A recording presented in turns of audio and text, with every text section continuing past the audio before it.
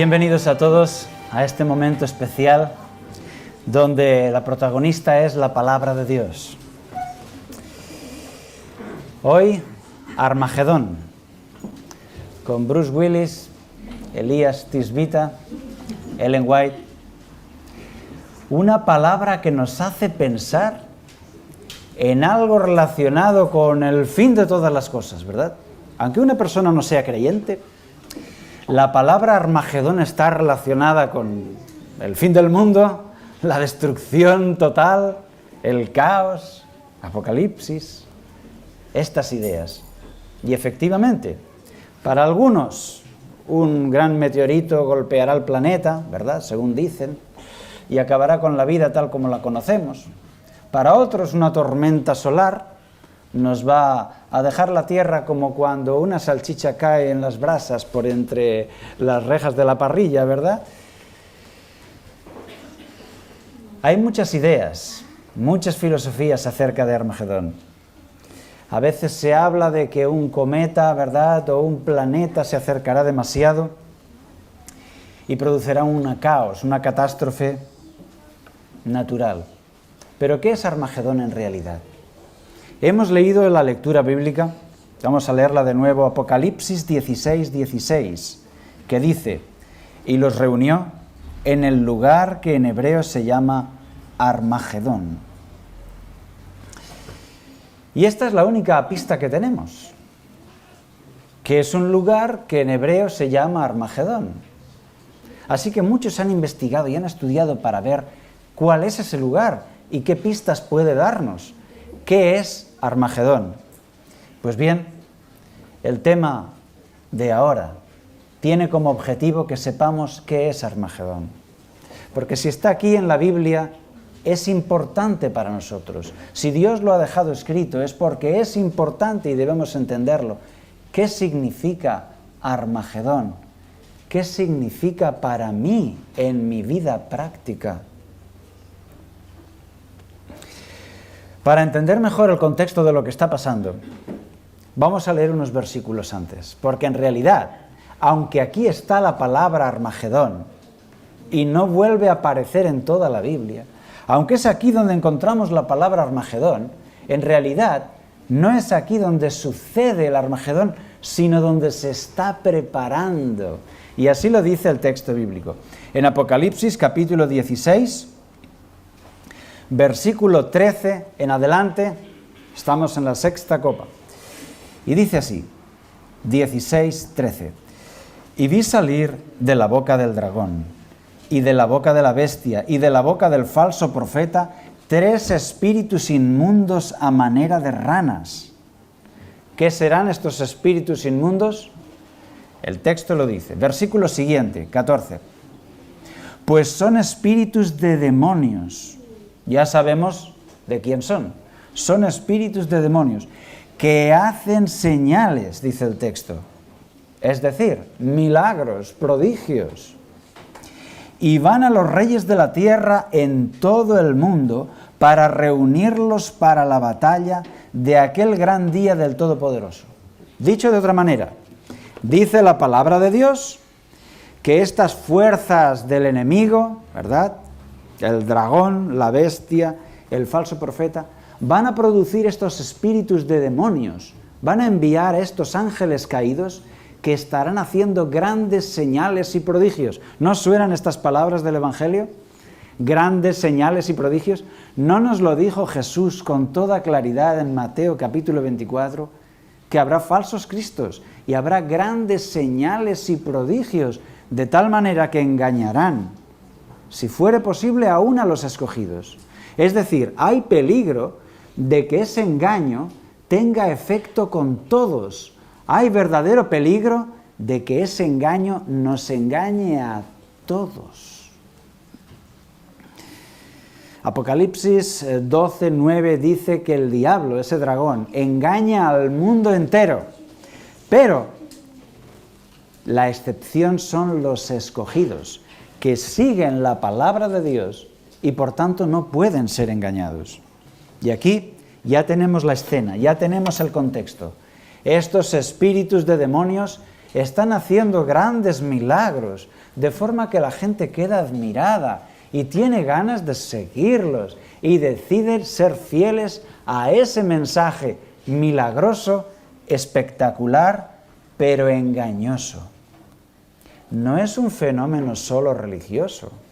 La política toma parte activa porque hemos leído en el versículo 14 que estos espíritus van a todos los reyes de la tierra y los reúnen para la batalla y les convencen para formar un frente común. ¿Y por qué Jesús en la Biblia nos advierte de eso? Porque es muy bueno que lo sepamos. Y aquí nos presenta este cuadro para las escenas finales de la historia.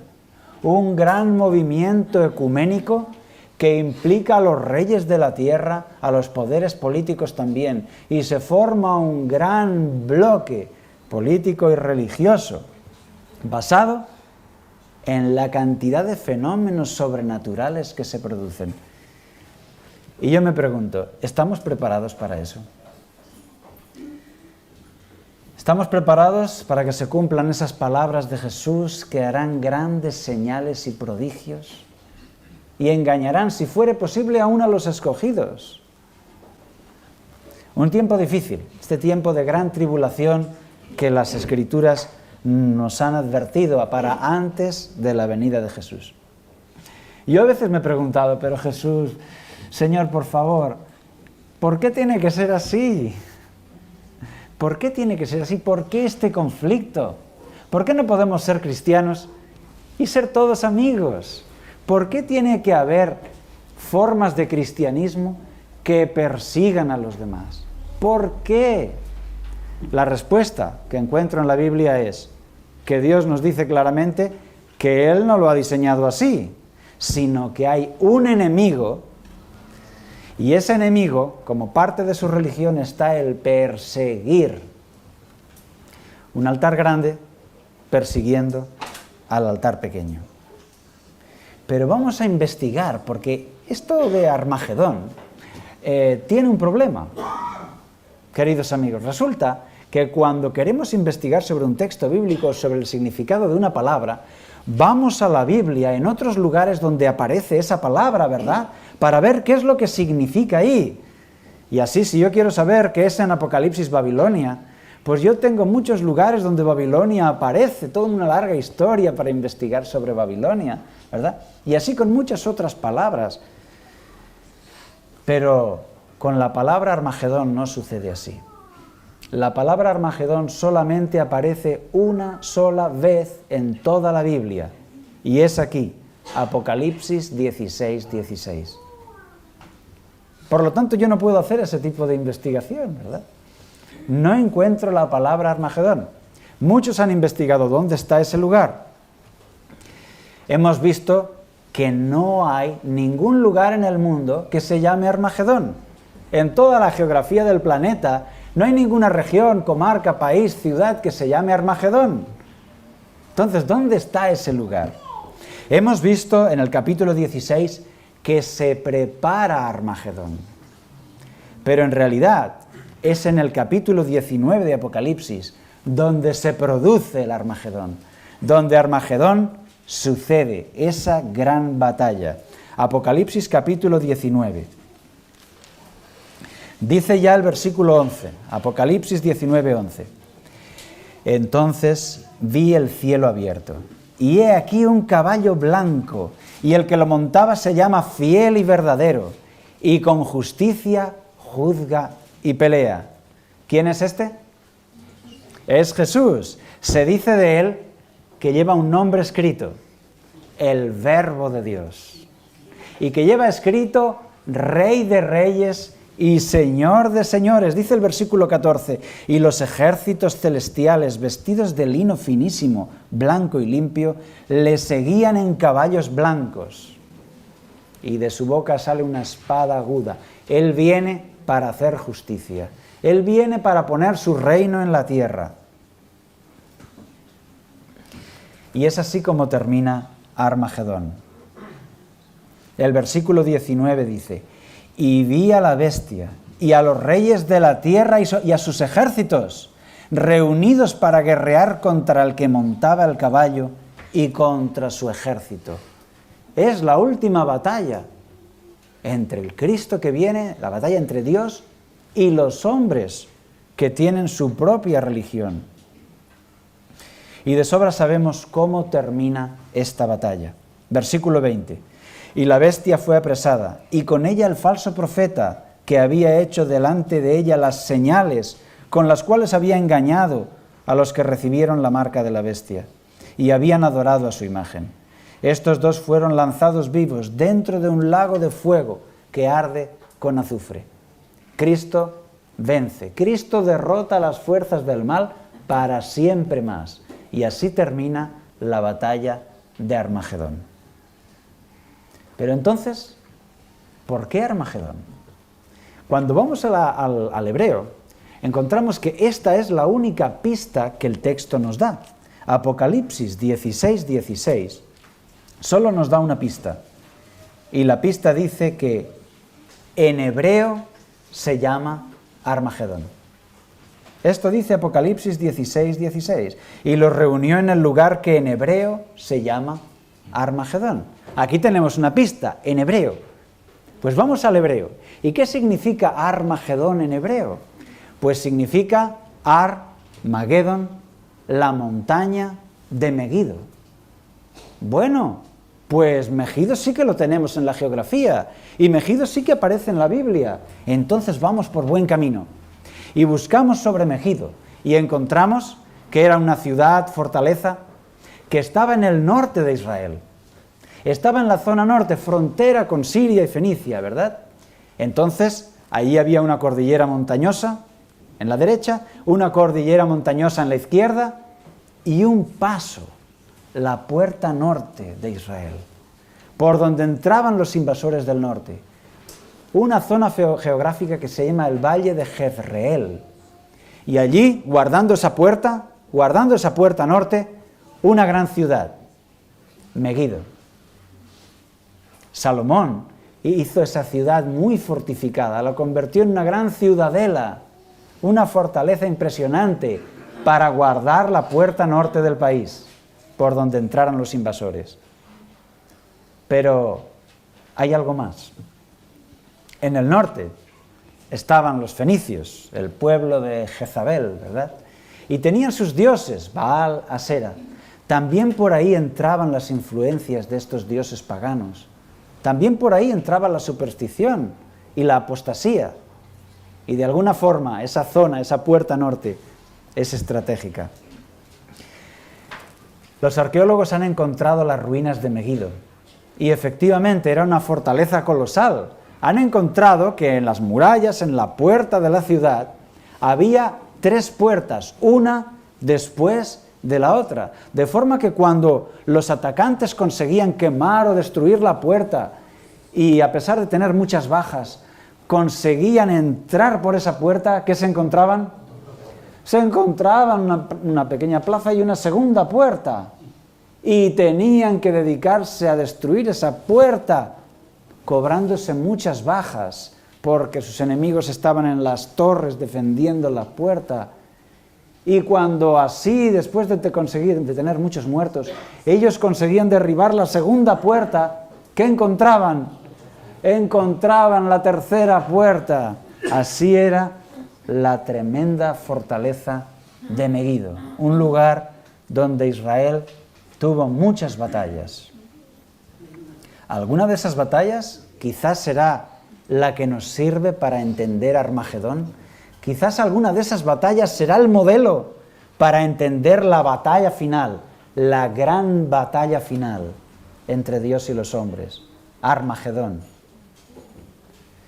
Es posible. Y así llegamos a la batalla, por ejemplo, que vivió Barak en esa zona. Dice Primera de Jueces capítulo 4, versículos 12 en adelante, que Barak vivió esa batalla junto a las aguas de Megido, ¿verdad? Y consiguió derrotar a los cananeos. ¿Puede ser esa el modelo para Armagedón? Yo creo que no, porque se nos dice que sucedió en las aguas de Megido. Y sin embargo, Armagedón significa la montaña de Megiddo. Por otra parte, Barak no es un rey, y cuando derrotó a los cananeos, pues tampoco hay ahí ningún rey, sino solamente Sísara, aquel general que murió después de la batalla. Pero hay otras cosas que sucedieron ahí en Megiddo. Por ejemplo, la batalla de Josías, una tremenda batalla contra los egipcios. Ahí sí que tenemos reyes, tenemos a Josías, el rey de Israel, y al rey de los egipcios. Se cuenta esta historia en 2 de Crónicas 35, pero es una historia triste, y es una historia que no nos sirve como modelo para Armagedón. Sucedió ahí en la zona de Megiddo, y sucede, nos dice el texto bíblico en 2 de Crónicas 35, que el faraón iba a pelear contra Asiria. Así es que atravesaba con su ejército Israel para ir a pelear más al norte. Y Josías le dice, tú no vas a pasar con tu ejército por mi país. Y el faraón le dice, mira, no tengo nada contigo, no quiero pelear contigo, quiero pelear con los asirios. Solo voy a pasar por tu país para hacer guerra más allá. Y Josías le dice, no vas a pasar por mi país, voy a estar en la frontera para hacerte frente. Eso era un grave error porque los egipcios tenían un ejército muy superior al de los israelitas. Pero por alguna razón, Josías se fue a la frontera con el ejército, hizo frente a los egipcios y fue totalmente derrotado hasta el punto que Josías murió por las heridas que recibió en esa batalla.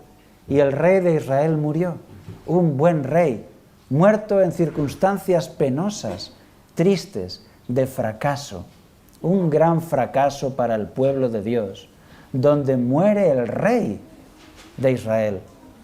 ¿Os parece un modelo para Armagedón? No, por supuesto, porque Armagedón es todo lo contrario. Aparece el rey de Israel y vence para siempre más a sus enemigos. Además, esta guerra, esta batalla de Josías, aunque sucedió en Megiddo, tampoco sucedió en la montaña de Megiddo. En realidad, la pista que nos da Apocalipsis 16 nos dice, lugar que en hebreo se llama Armagedón, el monte de Megiddo. Ahora bien, hermanos, imaginemos que estamos en Megiddo y miramos al horizonte y vemos ahí el monte. ¿Sabéis qué monte es el que hay ahí? El monte Carmelo. Ese es el monte de Megiddo. Es como si tú estás en Madrid y levantas los ojos y dices, ¿cuál es el monte de Madrid? Y ves allá Navacerrada, ¿verdad? Bonito, con nieve en la cima. Y dices, pues ese es el monte, ahí está la sierra, ¿verdad? Navacerrada. El monte Carmelo.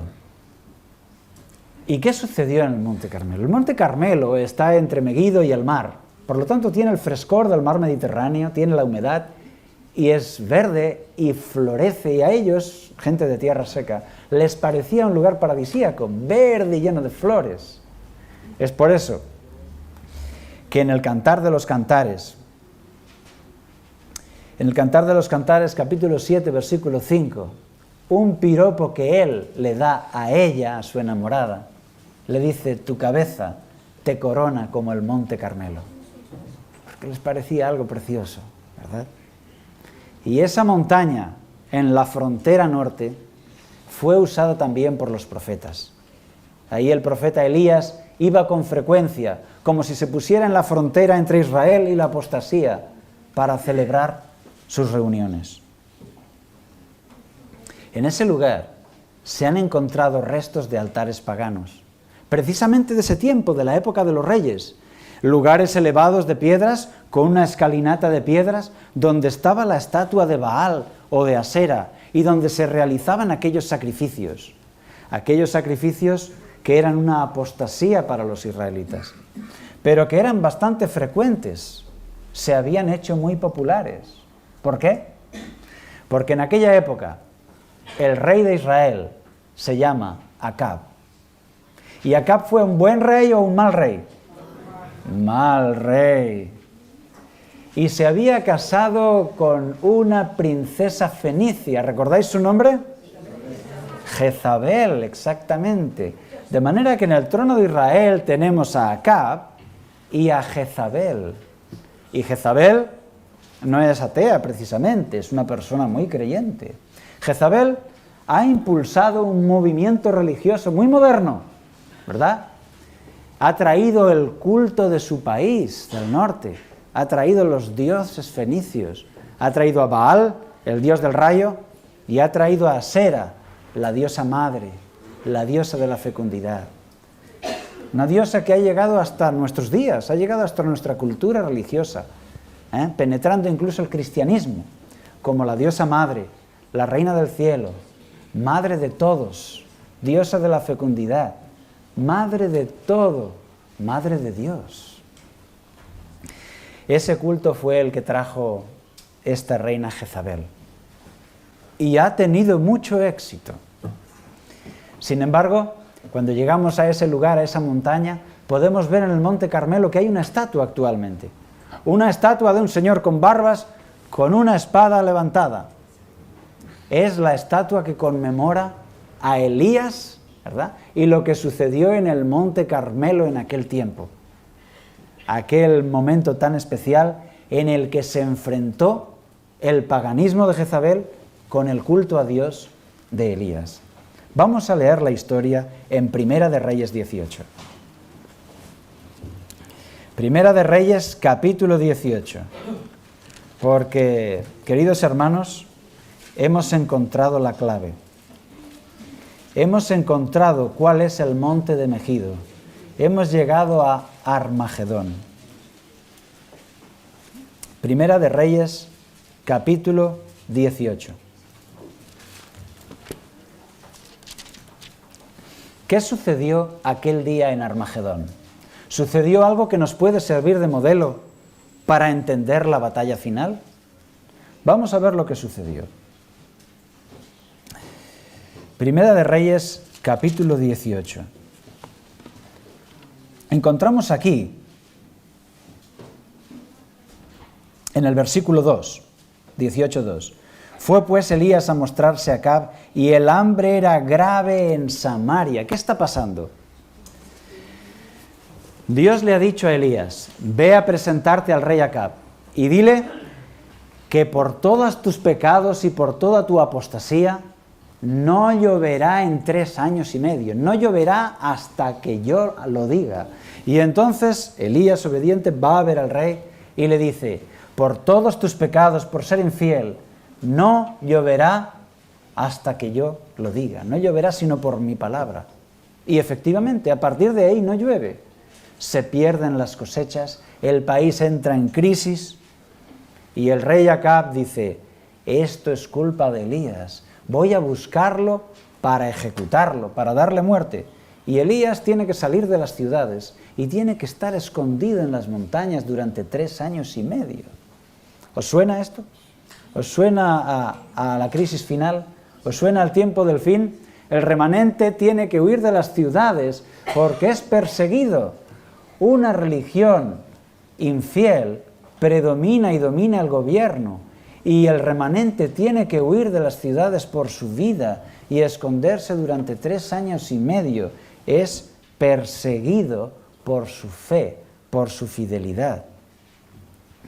Pasado este tiempo, Elías recibe orden de Dios de ir a presentarse delante del rey. Y aquí tenemos este impresionante momento, el desafío. Apocalipsis capítulo 18, Primera de Reyes capítulo 18, versículos 17 en adelante.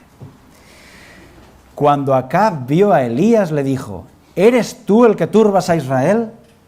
Y él respondió, yo no he turbado a Israel, sino tú y la casa de tu padre, dejando los mandamientos de Jehová y siguiendo a los Baales. Vaya respuesta, impresionante. Eres tú el que turba a Israel, dejando los mandamientos de Dios. Impresionante, ¿verdad? Y os pregunto, ¿se parece esto a los últimos días de la historia? ¿Verdad? Donde se dice que habrá un pueblo perseguido. Y se define ese pueblo como los que guardan los mandamientos de Dios y tienen la fe de Jesús. Apocalipsis 14:12. Aquí está la resistencia de los santos, los que guardan los mandamientos de Dios y tienen la fe de Jesús. Y se dirá en aquel día que ese pueblo causa problemas, y ese pueblo dirá exactamente las mismas palabras de Elías. Yo no causo problemas, tú causas problemas, que has dejado los mandamientos de Dios. ¿Alguien sabe, alguien puede decirme, dónde están escritos los 10 mandamientos de Dios? Éxodo capítulo 20. Éxodo capítulo 20. Así que todos los que nos visitáis hoy aquí, o los que nos ven a través de la técnica, pueden coger su Biblia y buscar en el libro de Éxodo capítulo 20, porque es allí donde están los mandamientos de Dios, los cuales no se pueden dejar. Compáralos con el catecismo de tu iglesia, porque ha habido personas que han cambiado los mandamientos de Dios, engañando con ello a mucha gente, teniendo apariencia de piedad, han cambiado los mandamientos de Dios. Por eso, Éxodo capítulo 20, ahí tenemos los 10 mandamientos de Dios. Y cuando Dios da para su pueblo 10 mandamientos, decidme, ¿se atreverá alguien a cambiarlos? Se supone que no, nadie debería atreverse a cambiarlos. Pues se han atrevido, hermanos, se han atrevido. Y ha habido iglesias que en su catecismo han puesto 10 mandamientos con cambios diferentes de los que pone la palabra de Dios en Éxodo capítulo 20. Por eso, cada uno debe tomar la Biblia que tiene en casa e ir a Éxodo 20 para verificarlo y seguir lo que nuestro Señor Jesús nos diga en la Biblia. Por lo tanto, esta respuesta de Elías tendrá que ser también la nuestra, que dice, tú has turbado a Israel y la casa de tu padre, dejando los mandamientos de Jehová. Sigue la historia diciendo el versículo 19, envía pues ahora y congrégame a todo Israel en el monte Carmelo, y a los 450 profetas de Baal, y a los 400 profetas de Asera, que comen en la mesa de Jezabel. Aquí Elías hace este desafío, una gran convocatoria, un reto entre religiones, una guerra de religiones. Vamos a ver quién es Dios. Y todos están convocados, todo Israel está convocado, también el rey. Los 450 profetas de Baal y los 400 de Asera. ¿Cuántos suman 450 y 400? 850 clérigos, sacerdotes, líderes de esa religión falsa. Y tienen que ir al monte Carmelo, y ahí viene el gran desafío. Los de la religión falsa van a hacer un altar, ¿verdad? Y Elías también va a hacer su altar. Y el desafío es que el Dios, que sea el Dios verdadero, hará descender fuego sobre ese altar, mostrando así que es el Dios verdadero. Los profetas de Baal quizá pensaron que lo tenían fácil, porque Baal es el Dios del rayo, y le representaban muchas veces lanzando un rayo con su mano a la tierra, ¿verdad? Cuando caía un rayo, ellos pensaban que era Baal, que había cogido un rayo de su armario y lo había arrojado sobre la tierra. Así es que debieron pensar, qué fácil nos lo has puesto, Elías, qué fácil que descienda fuego aquí, pues ahora él va a tirar un rayo aquí y te vas a enterar. Pero no hubo rayo ese día para ellos.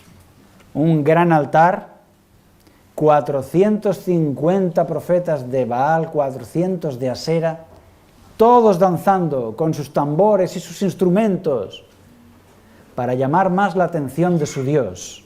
Tenían unos cuchillos y unas lancetas con las que se hacían sangrar su cuerpo.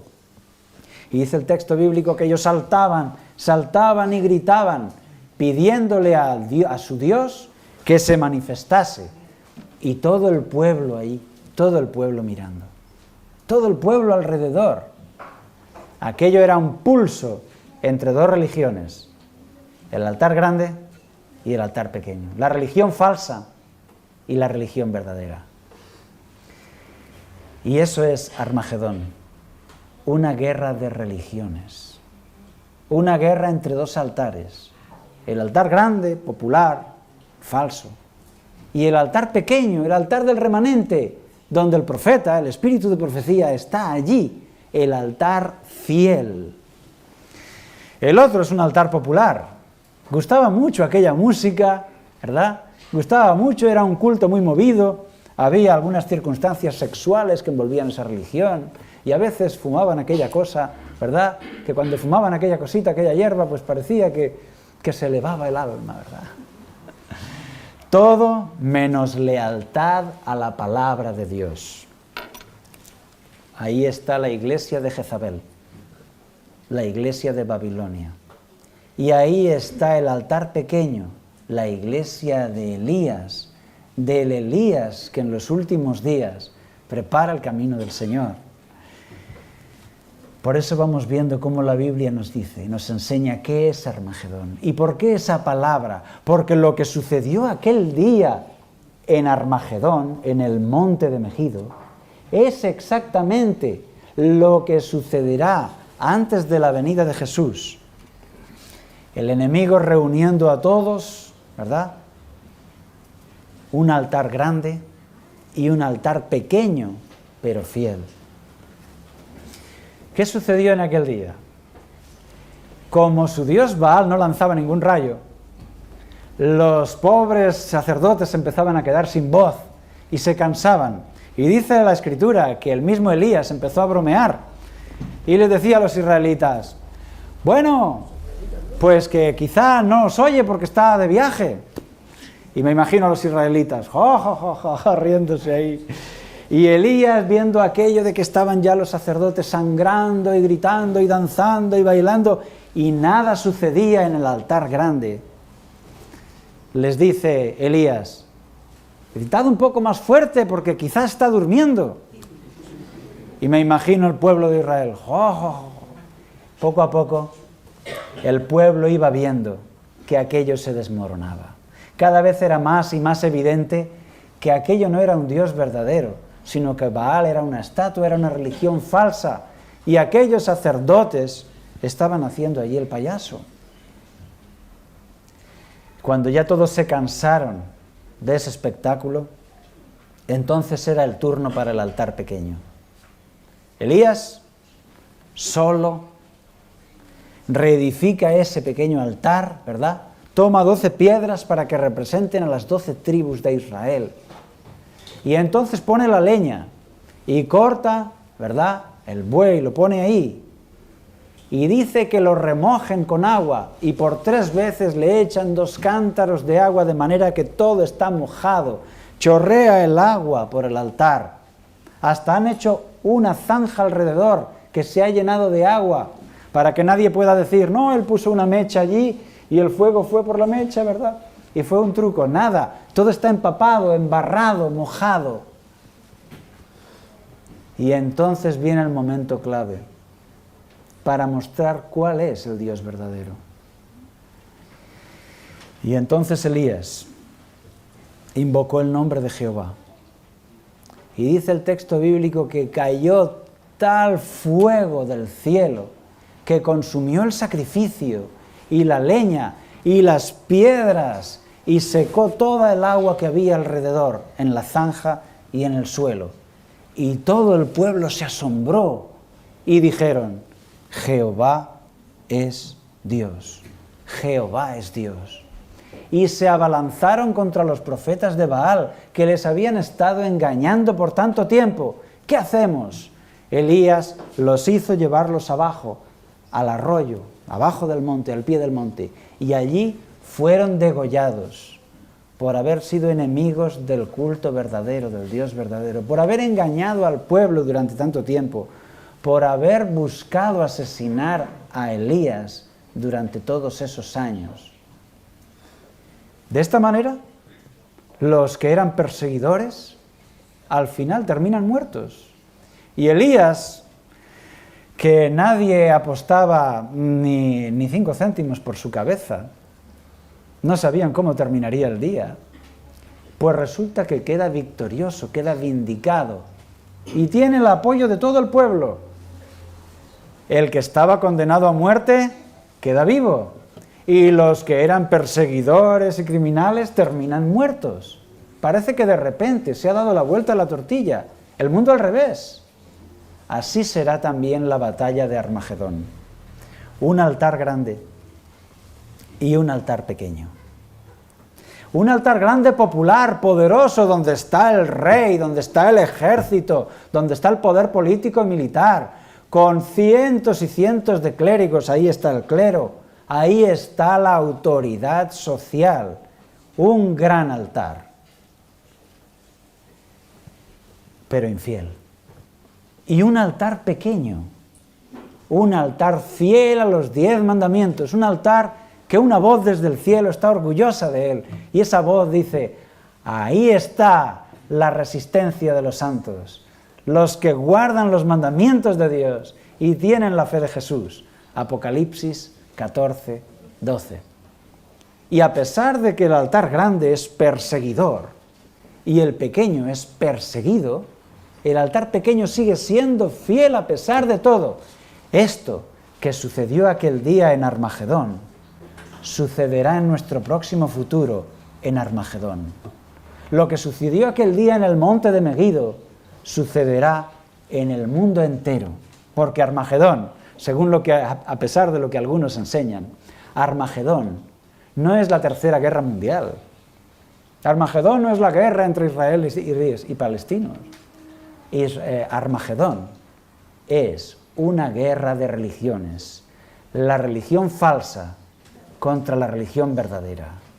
¿Y quién hay detrás? En el altar grande, detrás tenemos reyes, como dice el texto de Apocalipsis 16, todos los reyes de la tierra, ¿verdad? Tenemos la unión de religiones, tenemos grandes fenómenos paranormales que asombran al mundo, que sale de la boca del dragón. Sabemos quién está detrás: la mayor parte de la sociedad y el dragón. Pero ¿y si nos vamos al altar pequeño? Vemos una minoría despreciada, rechazada, malentendida, ¿verdad? Igual que los primeros cristianos. Pero ¿quién hay detrás de ese altar pequeño? Detrás de ese altar pequeño está Dios. Y Dios mantiene al espíritu de profecía, al Elías, ahí, en pie junto al altar, valiente como un león, haciendo frente al mundo entero si es necesario. Y tú me dirás: pero pastor, ¿es que tiene que ser así de difícil? Pues queridos hermanos, la respuesta es sí y no. Es difícil, es cierto que hay que mantener la fe en tiempos difíciles. Así nos explica el Señor que va a suceder. Y tú tienes derecho a saberlo. Tú debes saberlo. Tú necesitas saber que un día habrá ese altar grande y ese altar pequeño. Y tú tendrás que tomar una decisión. Hoy escuchas este tema, quizá por interés, por investigación o quizá por casualidad. Pero yo te digo que tú, igual que todos en este mundo, un día estarán en esa situación, estarán en Armagedón, estarán en ese monte, y tendrán que elegir entre un altar grande y uno pequeño. Todos tendremos que elegir entre el altar grande y el altar pequeño. ¿Estás preparado para esa decisión? Esa decisión debes hacerla hoy. Hoy tú debes decidir cuál es tu altar. Porque haciéndolo así, decides cuál será tu altar en el momento de la crisis, en el momento de la presión, en el momento de la persecución. Dios no presiona a nadie. Dios no obliga a nadie a que siga sus mandamientos, a que acepte su amor. En el altar fiel, en el altar pequeño, no se obliga a nadie. Ahora bien, en el altar grande hay una importante presión, ¿no? Apocalipsis capítulo 13 describe toda esa presión que no se permiten comprar ni vender sino aquellos que reciban la marca de la bestia. Un poder que hace matar a todos aquellos que no le adoren. Y obliga a todos a recibir esa marca de la bestia. Podríamos pensar, si tan cristianos son, pues que dejen libertad para que cada uno crea según su conciencia, ¿no os parece? Es que podemos imaginar a Jesús, que si alguien no cree sus enseñanzas, le agarra y lo mete en la cárcel y le castiga y le amenaza hasta con la muerte por no seguirle. No, Jesús nunca haría esto. Así es el altar pequeño. Como Jesús fue perseguido, el altar pequeño será perseguido. ¿Y es que tiene que ser así de difícil? Bien, Jesús promete que igual que Él pasó por esta situación, también nosotros. Igual que Él ha sufrido esas situaciones, también nosotros. Pero también Jesús promete su protección y su cuidado, para que el que sea fiel tenga la compañía de Jesús. Así termina el Evangelio según San Mateo. He aquí, yo estoy con vosotros todos los días. ¿Hasta cuándo? Hasta el fin del mundo. Y hasta el fin es hasta el fin. De manera que tú puedes estar seguro que Él estará contigo todos los días hasta el fin del mundo. Cuando tenemos fe, el temor se va. Y cuando tenemos temor, es que no tenemos fe. Y si tuviéramos fe como un granito de mostaza, ¿no?, entonces no tendríamos ningún temor. Entonces, hermanos, yo me pregunto, ¿y por qué Dios nos permite este apuro, pasar por este cuello de botella antes de su regreso? Él nos da también la respuesta. Tened por sumo gozo, dice Santiago, cuando os halléis en diferentes pruebas, porque la prueba produce como resultado paciencia. La mejor traducción es resistencia. Así es. Dios tendrá al final un pueblo leal como la brújula al polo, un pueblo fiel como el acero, y ese músculo de la fe, ese músculo de la confianza en Dios, se habrá desarrollado por medio de pruebas y dificultades.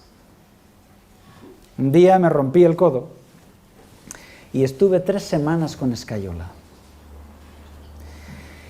Y bueno, yo creía que todo iba bien, pero cuando me quitaron la escayola, no tenía ninguna fuerza en el brazo. No tenía ninguna fuerza, hermanos. Porque durante 3 semanas no había ejercitado esos músculos y estaban débiles, tuve que hacer recuperación. Porque si no se desarrolla un músculo, se pierde su capacidad. Pero cuando lo pones a prueba y tienes que hacer un esfuerzo, ahí se desarrolla. Y cuando el músculo se pone a prueba, se hace más fuerte. Las dificultades que Dios permita a su pueblo están dentro de su gran plan de amor y de sabiduría, para desarrollar en ti una fe fuerte, que el músculo de la fe sea puesto a prueba y se fortalezca, para que tú te conviertas en un cristiano mucho mejor de lo que eres hoy. Por eso, Dios no solo quiere bendecirnos, sino también además quiere enseñarnos. Y por medio de las dificultades vamos a aprender lecciones que no aprenderíamos de ninguna otra forma. Pero tú tienes que tomar una decisión. ¿A qué altar quieres pertenecer? Si quieres pertenecer al altar grande y popular, ¿verdad?, ya sabes quién hay detrás, el dragón. Y no creas que pertenecer a ese altar resuelve todos los problemas. Dice Apocalipsis que cuando caen las plagas, el pueblo de Dios está protegido de esas plagas y confía en su Dios, mientras que los del altar grande muerden sus lenguas de dolor, desean la muerte y la muerte huye de ellos, y al final son destruidos para siempre más. Así es, y nuestro Señor Jesús, que vivió ese problema, nos dice: hay un camino ancho y un camino estrecho. ¿Es que puede estar más claro, hermanos? Desconfiemos de esos falsos cristos que nos predican que todos se van a salvar y que todos serán hermanos y que todas las iglesias se unirán y empezará un nuevo milenio de paz y amor llamado Acuario, ¿verdad? Pues eso es mentira, eso es mentira. Lo que nos enseña Jesús es que muchos son los llamados y pocos los escogidos. ¿Es así o no? Es así. Lo que nos enseña Jesús es que habrá trigo y cizaña. ¿Y qué pasa con el trigo? Él se la lleva a su granero. ¿Y qué pasa con la cizaña? Es echada en el fuego, porque Dios quiere terminar con el pecado para siempre más. Solo habrá ya lugar para los que son fieles, para los que han aprendido a confiar en Jesús por completo. Los que han aprendido ese cántico de Moisés, es el cántico de su experiencia, confiar en Jesús a través de duras pruebas. Y Apocalipsis los recibe con alegría. ¿Quiénes son estos que están aquí vestidos de blanco con palmas? Estos son los que han salido de la gran tribulación. Siguen al Cordero por donde quiera que va. Pero para eso, hermano, tú tienes que elegir hoy cuál es tu altar. ¿Ya has hecho tu decisión? Bien, hermanos, aquí tenemos tres personajes diferentes. Tenemos a Acab, Jezabel y Elías. Y tenemos que Acab es el poder político, es el brazo armado de Jezabel, de la religión falsa, ¿verdad? Y que es perseguidor incluso con decreto de muerte al remanente, a Elías. ¿Se parece esto a la crisis final? Ya lo creo. ¿Y quién es su pareja? Poder político y poder religioso. Jezabel, sentada también en el trono. Ella es la gran líder religiosa. Una mujer, ¿verdad? Una mujer, que aparece también en Apocalipsis como Babilonia. Y esa mujer, Jezabel, es muy religiosa. Ha perseguido y ha matado a los profetas de Jehová. Y es la madre de Atalía, otra persona de una moral detestable, tal como dice Apocalipsis. Babilonia, madre de las rameras y de las abominaciones de la tierra. Pero tenemos también a Elías. Ya hemos visto en el trono el poder militar y el poder religioso. Una auténtica radiografía de la crisis final. ¿Y qué pasa con Elías? Bueno, Elías es el remanente fiel, que ha tenido que huir de las ciudades y refugiarse en el campo. Y Dios le ha guardado, le ha mantenido. Él es fiel a los 10 mandamientos y al culto verdadero. Él ha tenido que estar escondido, pero Dios ha cuidado de él. Y ahora, vámonos a Apocalipsis, capítulo 12, versículo 17. Apocalipsis, capítulo 12, versículo 17. Pintando así el final de la historia de este mundo, Apocalipsis 12, 17, dice así: Entonces el dragón se llenó de ira contra la mujer y se fue a hacer guerra contra el resto de la descendencia de ella, los que guardan los mandamientos de Dios y tienen el testimonio de Jesucristo. Ahí están, los que guardan los mandamientos de Dios, están ahí en el altar pequeño. ¿Y qué pasa con los del altar grande, los del dragón? Dice que se llenó de ira contra la mujer y se fue a hacer guerra contra el resto de la descendencia de ella. Por eso, querido hermano, tú tienes que decidir entre el altar grande o el pequeño. Porque nuestro Dios nos muestra que al final, en este mundo globalizado, la religión va también a ser globalizada. Y va a exigir que tú pertenezcas a ella y que aceptes sus dictados. Ese es el altar grande. Pero el altar pequeño es el altar de Abel, el altar fiel. Y en el otro altar, Caín le mira con celos. Y él, que ha pervertido su propia religión, quiere matar a Abel, al hombre del altar fiel. Hoy debemos hacer esta elección y ser valientes como lo fue Jesús, y seguir su camino. ¿Él se enfrentó a la religión de su tiempo? ¿Sí o no? Sí. Y él dijo siempre la verdad y pagó las consecuencias. Con eso nos trazó un camino. ¿Cómo termina la historia? Viene un jinete con un caballo blanco, seguido de un ejército celestial montados en caballos blancos. Y así es como termina la guerra de Armagedón. Y todos los enemigos de Dios son destruidos. Los que eran perseguidores ahora son destruidos. Y el remanente del altar pequeño, que era perseguido, ahora es vindicado y se sienta con Jesús en su trono. Quizá tú ya conoces cosas de la Biblia. Quizá has visto Alfa Televisión durante un tiempo y quizá has aprendido muchas cosas de la Biblia, ¿verdad? Quizá vienes aquí como visita, no eres miembro de esta iglesia, pero estás aprendiendo muchas cosas en estudios bíblicos.